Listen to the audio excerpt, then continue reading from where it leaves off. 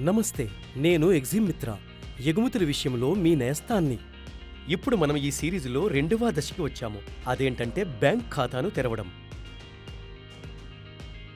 విదేశీ మారకంలో ఒప్పందం చేయడానికి ఎప్పుడైనా అధికారిక బ్యాంకులోనే ఖాతా తెరవాలి.